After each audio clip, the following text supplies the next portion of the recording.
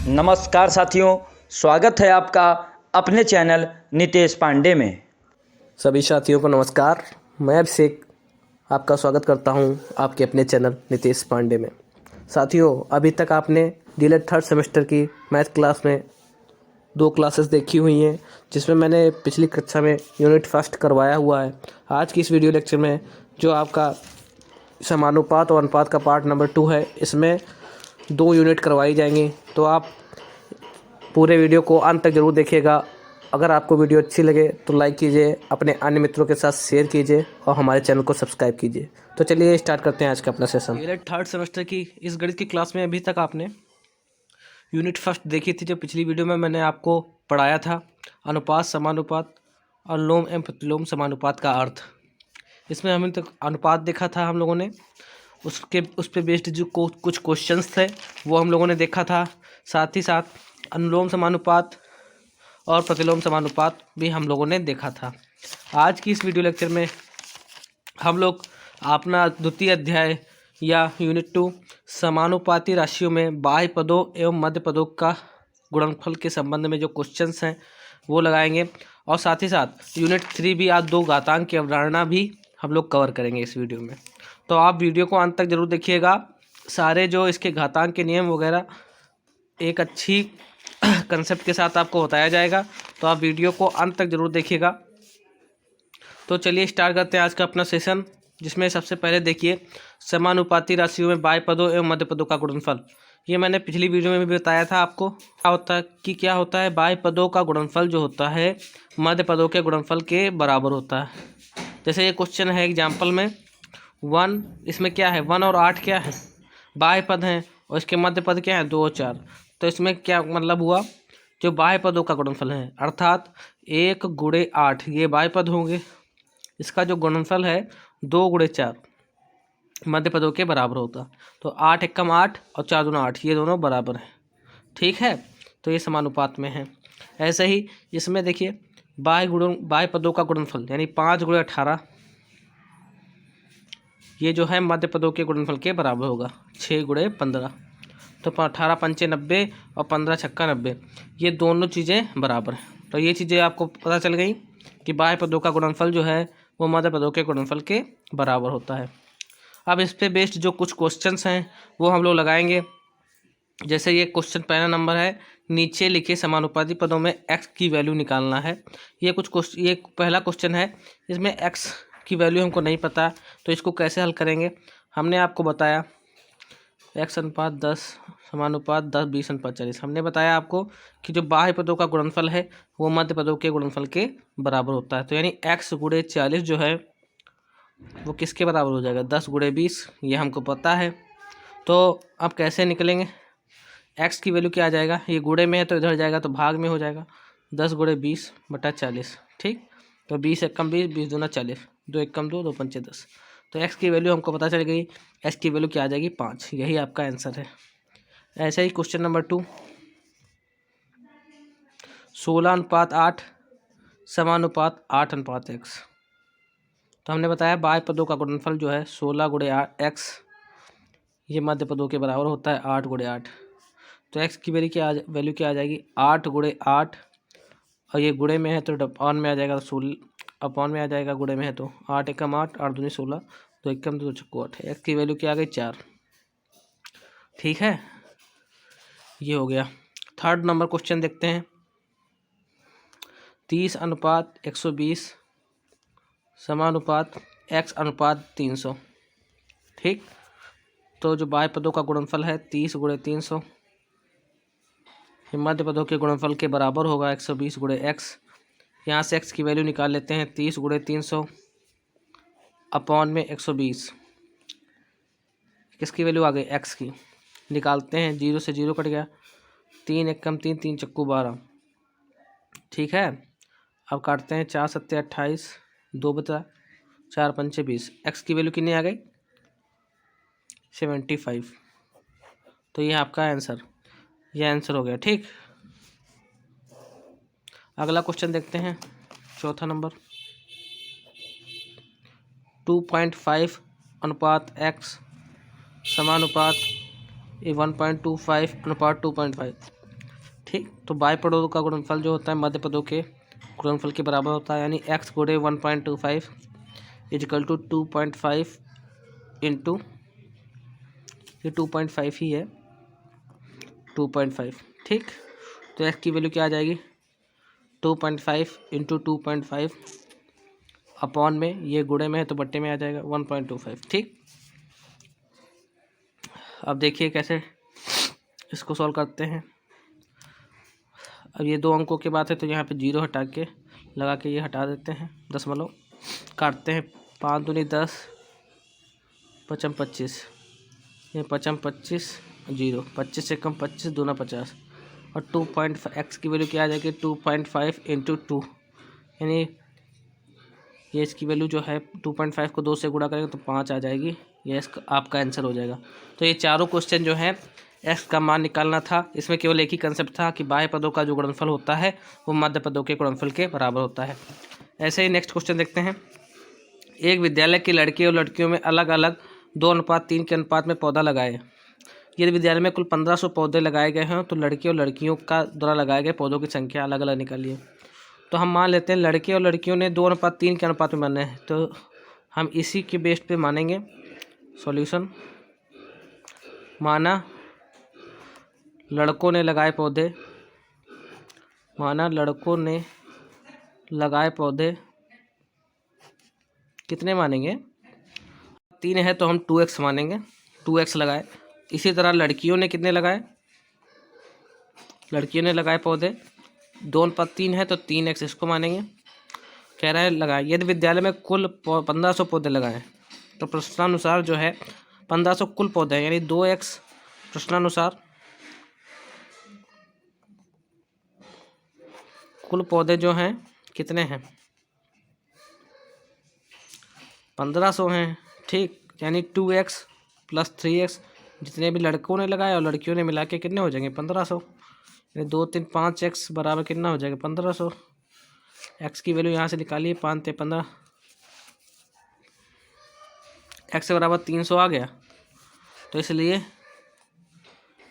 लड़कों ने पौधे लगाए, लड़कों ने पौधे लगाए कितने लगाए 2x, यानी 2 × 300, यानी 600 पौधे लड़कों ने लगाए।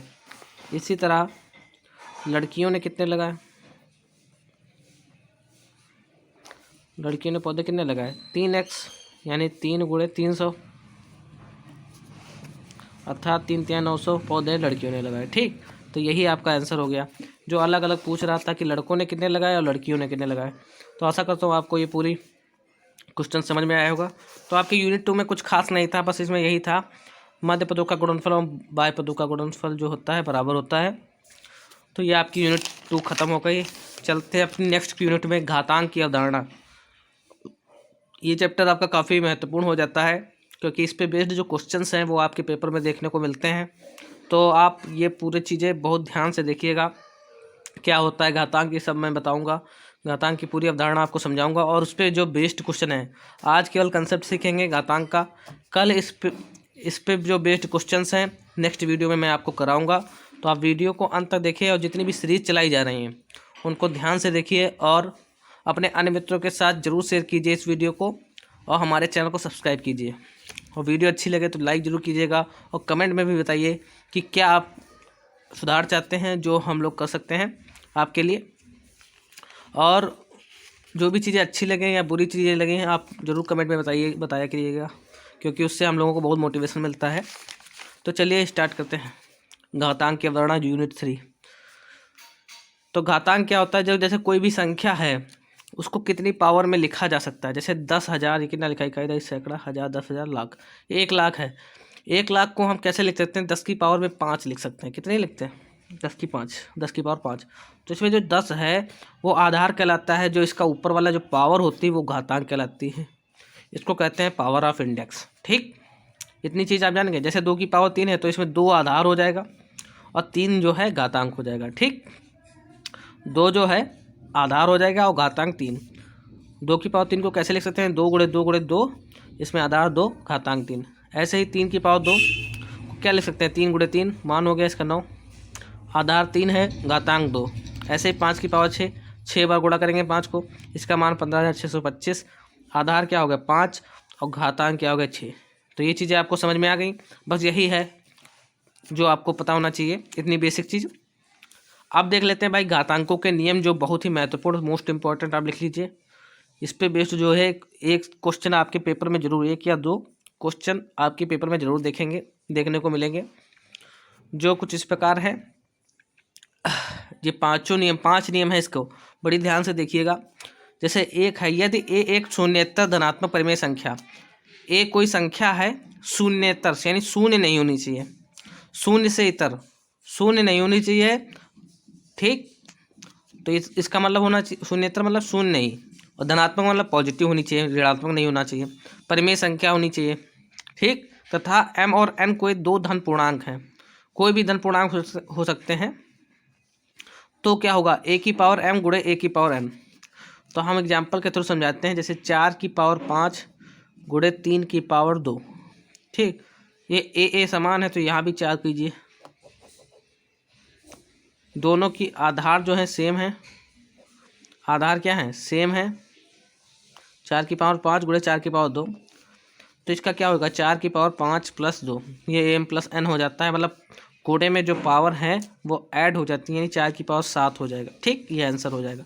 ऐसे 3 की पावर 7 6 और 3 की पावर 2 गुणे 3 की पावर 2, तो क्या हो जाएगा, ये गुणे में है, आधार सेम है, तो 6 प्लस 3 6 प्लस 2 पावर कितनी है 2, तो 6 3 की पावर कितनी हो जाएगी 8 आंसर, ठीक।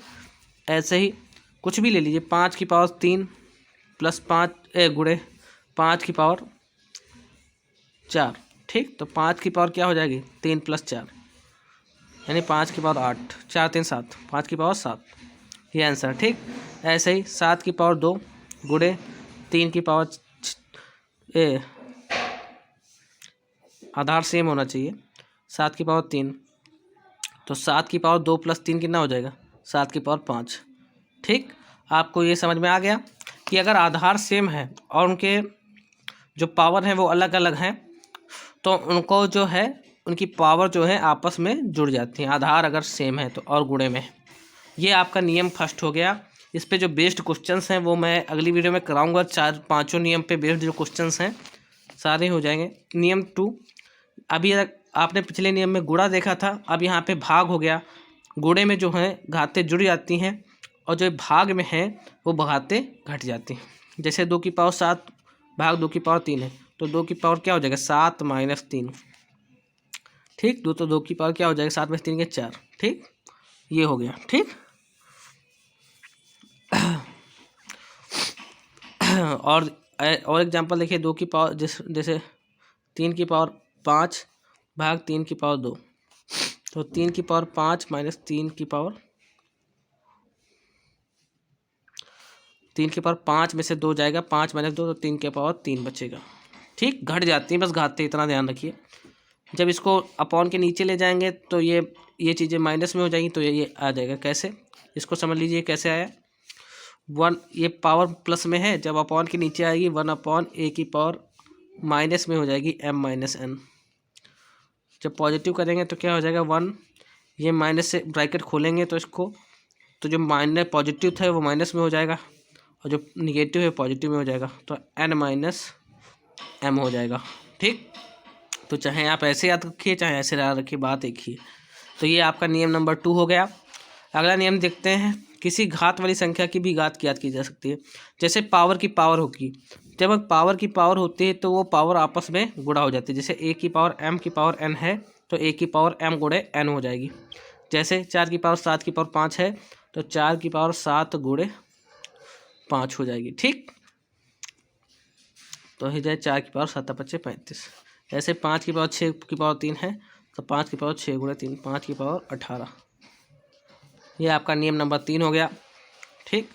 ऐसे ही प्रत्येक आधार के तो समान घातांक वाली संख्याओं का गुणन, जैसे आधार जो है उसका अलग होता है और जो घात है वो समान होती है, तो उसको हम कैसे सॉल्व करते हैं। अगर आधार अलग अलग अलग हैं और घात अगर समान है, तो इन दोनों आधारों की जो है गुणा हो जाती है, पावर वही हो जाती है। जैसे 4 की पावर 7 आधार अलग अलग है लेकिन पावर अलग है। तो इसको क्या लिखेंगे, 4 गुणे 5 की पावर 7, यानी 20 की पावर 7 लिख सकते हैं इसको। ठीक, ऐसे इसको क्या लिख सकते हैं, 6 गुणे 8 की पावर 3, यानी 6 8 छंग 48 की पावर 3 हो जाएगा। ठीक, ऐसे 7 गुणे 3 की पावर 8, यानी 21 की पावर 8, ऐसे लिख सकते हैं। ठीक, ये आपका नियम नंबर 4 हो गया। अगला नियम देखते हैं, नियम 5, प्रत्येक आधार किंतु समान घातांक वाली संख्याओं के का भाग। जैसे इसमें जो है घाते जो हैं समान है,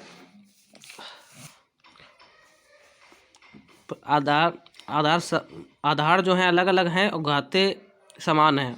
और पिछले जो नियम में थे यहाँ पे गुणा था, अब यहाँ पे भाग करना है तो वो अपॉन में आ जाएगा, बात वही है। तो इसमें वही होता है 7 की पावर 3 अपॉन 4 की पावर 3, यानी 7/3 की पावर 7/4 की पावर 3। ठीक, ऐसे ही 4 की पावर 8/3 की पावर 8, इसको क्या लिख सकते हैं, 4/3 की पावर 8। ठीक, ये आपका नियम था। पांचों नियम आपको समझ में आ गए होंगे, और जितने भी 5 नियम आपको समझ में आ गए। अब इन पे जो बेस्ड क्वेश्चंस हैं वो मैं आपको करवाऊंगा नेक्स्ट वीडियो में।